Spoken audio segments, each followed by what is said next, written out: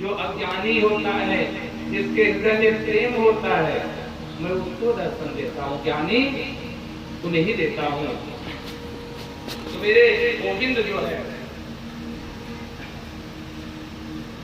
बोले बाल कृष्ण लाल की जय। आज उद्धव जी को भेज देते हैं, वहां उद्धव जी पहुंचते हैं। जैसे उद्धव जी के रथ का ध्वजा था, पताका था, वह ब्रजवासियों को दिखा तो ब्रजवासी क्या किए थे, जिस दिन से मेरे गोविंद मथुरा गए थे उस दिन से जहाँ खड़े थे वहीं खड़े हैं कि शायद आज मेरा गोविंद आए, शायद आज मेरा गोविंद आए। और जैसे ही रथ का ध्वजा दिखाई देता है तो खुशी से उछल पड़ते हैं, मेरा गोविंद आ रहा है, मेरा गोविंद आ रहा है। अब जैसे ही रथ पास में पहुंचता है, ब्रजवासी रथ को चारों तरफ से घेर लेते हैं और उद्धव जी कहते हैं कि जय श्री कृष्ण। और जैसे ही सभी ब्रजवासी उद्धव जी के चेहरे की तरफ देखते हैं तो ये तो मेरा गोविंद नहीं है, पुनः निराश हो जाते हैं, पता नहीं मेरा गोविंद कब आएगा। उद्धव जी ब्रजवासियों से पूछते हैं कि भैया यहाँ माता यशोदा का महल कहाँ है, कोई पता बताओगे? तो ब्रजवासी बहुत सुंदर बात कहते हैं कि अरे उद्धव, उनके महल का पता क्या पूछते हो? ये जो धार आ रही है ना जल की, ये कोई नदी नहीं है, कोई नहर नहीं है, कोई बहता हुआ ऐसे साधारण जल नहीं है। उद्धव बोले तो भैया ये क्या है? तो बोले जब से मेरा गोविंद मथुरा गया है, मैया यशोदा अपने महल में बैठ करके रो रही है और उन्हीं के आंसुओं की धार है जो यह नदी का रूप ले ली है।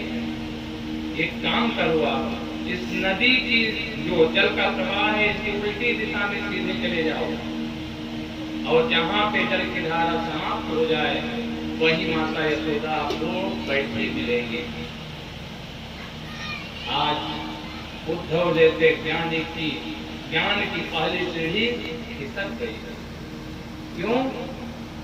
कि कितने दिन हो गए गोविंद को मथुरा गए और मैया यशोदा लगातार रोए जा रही हैं। इतना प्रेम, इतना स्नेह। अरे प्रभु को पाने के लिए तो लोग ध्यान करते हैं, पढ़ाई करते हैं, योग करते हैं, साधना करते हैं, सब करते हैं, लेकिन मैया यशोदा प्रभु के प्रेम में रोए जा रही हैं। उद्धव जी सीधे विपरीत दिशा में, जहां से धार आ रही थी, विपरीत दिशा में चलना प्रारंभ करते हैं। विचार करते जा रहे हैं कि धन्य है माता यशोदा, और धीरे धीरे माता यशोदा के महल की तरफ चल लेते हैं। 85 चौक का जो उनका महल था, जहां मेरे गोविंद की किलकारियां पूजा करती थी, एक एक चौक पे ऐसा लग रहा था कि गोविंद हंस रहा है, खिलखिला रहा है। वह महल ऐसा लगता था कि महल स्वयं हंस रहा है। आज उस भवन में ऐसा लग रहा है कि हम कोई रहता ही नहीं है, सूना पड़ा हुआ है, खाली पड़ा है। केवल मैया यशोदा बैठ करके और मेरे गोविंद के लिए आंसू बहा रही हैं। वो उद्धव जी वहां पहुंच करके मैया के पास में आवाज देते हैं कि मैया, मैं कृष्ण का मित्र हूँ, उद्धव हूँ, मथुरा से आया हूँ, कन्हैया ने मुझे भेजा है। जैसे ही उद्धव जी ऐसा कहते हैं तो मैया कहती है क्यों चुप, धीरे बोलो। बोले क्यों? बोले मेरा कन्हैया सो रहा है, मेरा लाला सो रहा है, जग जाएगा। उद्धव जीवन में विचार कर रहे हैं, लाला तो मथुरा में बैठा है, मैया यहाँ बोल रही लाला सो रहा है। और बोले कहाँ है मैया तेरा लाला? तो मैया आज पालने के पास में लेके जाती हैं। तो देखिए प्रभु की लीला, मेरे गोविंद वहां बाल स्वरूप में विराजमान है। उद्धव जी के ज्ञान की दूसरी सीढ़ी खिसक गई। विश्वासो फलदायक।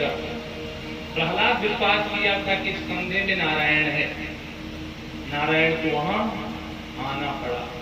मैया यशोदा को विश्वास है कि मेरा लाला सोया है, नारायण को वहां आना पड़ा। जब भक्त का ऐसा विश्वास होता है, दृढ़ निश्चय होता है, तो मेरा गोविंद वहां अवश्य मिलता है, वहां जाता है। अब उद्धव बोले कि जिस गोविंद को मैं मथुरा में छोड़ के आया, यहाँ ऐसा चमत्कार कैसे हो गया कि लाला यहाँ भी है। रात भर बैठ करके उद्धव जी माँ यशोदा से बातें करते हैं, मेरे गोविंद का समाचार सुनाते हैं। और बृहस्पति के शिष्य जो उद्धव जी हैं वह मन में विचार करने लगते हैं कि जब मैया की यह परिस्थिति है तो किशोरी राधे की कैसी होगी। लेकिन अब प्रातः काल हो तब तो पता चले कि किशोरी का किस परिस्थिति में है, कहाँ पे है। जब प्रातः काल हुआ उद्धव जी कहते हैं कि मैया गोपियों से मिलना है, उनको भी कुछ संदेशा सुनाना है।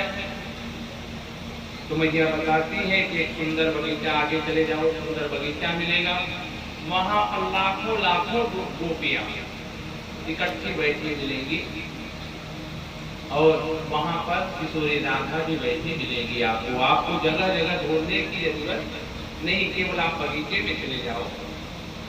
मेरे गोविंद बगीचे की तरफ बढ़ते हैं तो उद्धव जी एक पेड़ के कोट में खड़े हो जाते हैं कि यहाँ से खड़े होकर के मैं सुनूं कि गोपियों के बीच में क्या बातें हो रही हैं,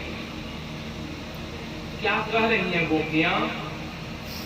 तो पेड़ के पीछे खड़े हो जाते हैं और सखियां खड़ी हैं, सखियों के बीच में शांत स्वभाव में किशोरी जी बैठी हुई है। एक गोपी जो है राधा रानी से कहती है, किशोरी से कहती है कि आज जो गोविंद है ना वह मेरे स्वप्न में आया था। दूसरी तीसरी एक एक करके बताती है कि गोविंद मेरे सपने में आया था। तो कहती है पानी लेने गई थी तो मेरी मटकी को तोड़ रहा था।